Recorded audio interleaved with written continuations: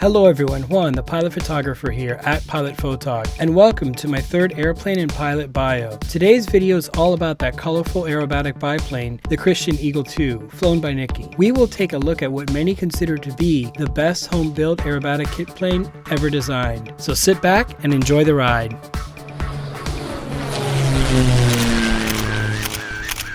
The Christen Eagle II was designed and developed in the late 1970s by Frank Christensen as a home-built aerobatic kit aircraft. Based on the Pit Special, the Eagle II was designed to compete in the unlimited class of aerobatic competition, as well as be used as an aerobatic trainer. Most Eagle IIs today utilize the original paint scheme that is both colorful and spectacular. The Eagle II has become the standard by which all other home-built aerobatic aircraft are judged. There have been over 1,000 Eagle IIs produced and is available today in both kit form or factory assembled by Aviat Aircraft. The specifications for the Eagle II are as follows.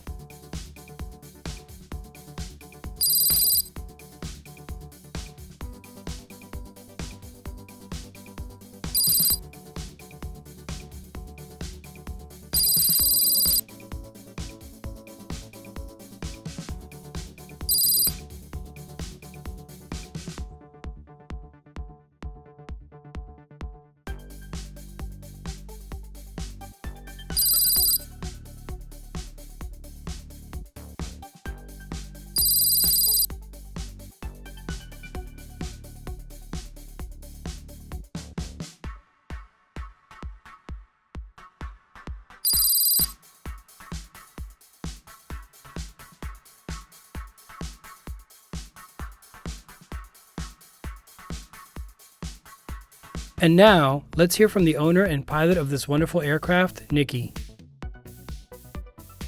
My name is Nikki. I fly a 1981 Christen Eagle II, built by Ken Terry. I feel like I bring his legacy forward since he was also an aerobatic pilot, and he also liked formation, just like myself.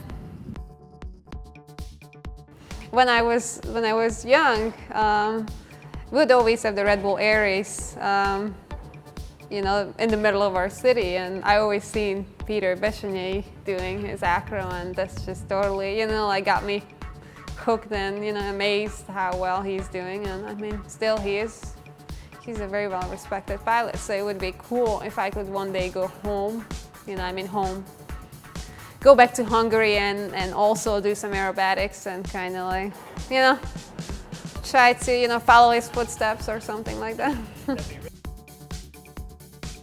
This airplane is a kit build, so it was built by Ken Terry himself. When you fly a kit build, you kind of have the builder's personality in your aircraft. So I always kind of feel like he's there with me in the airplane, considering that this airplane is his masterpiece.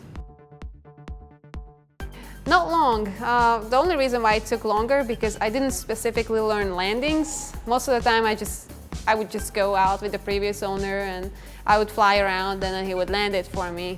I only had probably a few hours what I spent to actually learn how to land, and first I re-landed, but then the pilot who checked me out, he wanted me to three-point it, so he showed me a three-point and I just pretty much...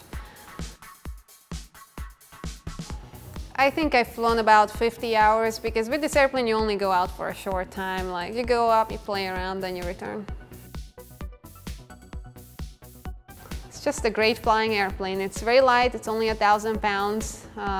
It has a Barrett 200 plus horsepower engine in it. An AIO 360, so she's booking it. I just started doing tumbles, and I really do enjoy it. I really enjoy gyroscopic maneuvers. Not more than 6. 6 is a lot though.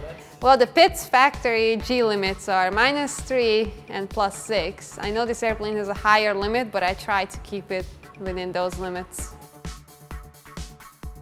So as I mentioned, the builder was big into formation flying, and I almost feel like the airplane naturally wants to do this formation thing, so I fly with my friend, and we do quite a lot of formation. Yeah, it's very enjoyable, it's very self-disciplined. You have to trust your wing while the wing has to trust the lead. I just try not to get hit, but it is very enjoyable knowing that now I do maneuvers and there's the additional risk I have to deal with, which, you know, brings up adrenaline. It's almost like aerobatics. It's just a different level. First time we're, you know, far apart, and then slowly we started to bring it closer. Now we are doing everything pretty close. We also fly, you know, like together, so we know how each other flies, so we don't have any surprises. I always fly lead. My airplane has less horsepower, so it's easier for the wing to catch up.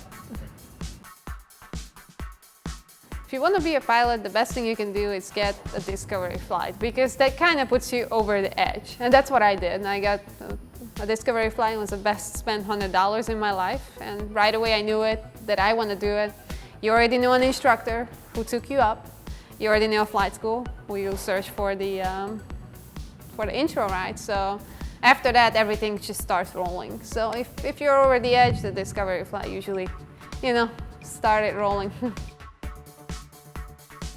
I'm a free spirit. I don't take short leash well, and I think that's where aerobatics help, because I can be free and I can do whatever I want, and you know, as long as I'm in the legal aerobatic area, no one can tell me what to do. I just swim around in the air in 3 dimensions. As I said, it's just the absolute freedom. I can't describe it any other way. Like, it's just, if I have any problem, that's totally left on the ground. I don't think about anything else, just what I do at that moment. And I feel like, I always describe it like, back then, cowboys would have their horse, and you know, the horse would know their movement, you know, like the two became one.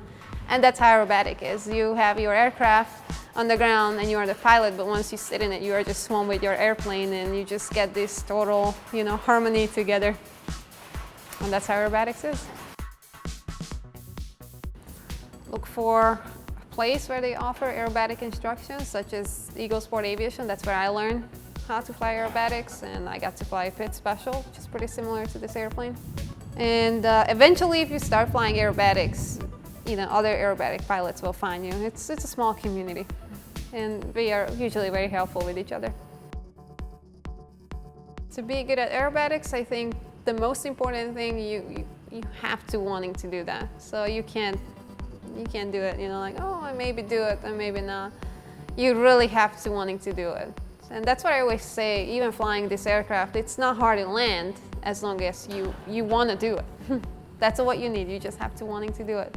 And if you have that passion, there's no obstacles.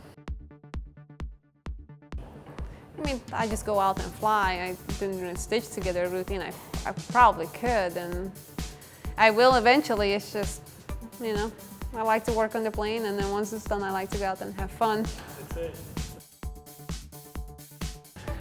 You know, it's hard to choose who would be a good inspiration, because I meet, you know, during my, I guess, life, like, you know, I hang out a lot in aviation and I meet a lot of cool pilots, so it would be hard to choose because there are so many cool pilots, and, you know, they all have different traits, what I like, so I kind of try to pick it together, what I like from them, and you know, bring it forward. Thanks for watching. If you enjoyed this video and would like to see more, please like and subscribe. If there's an aircraft you'd like to see a bio on, please comment below. Clear skies and tailwinds, and see you next time.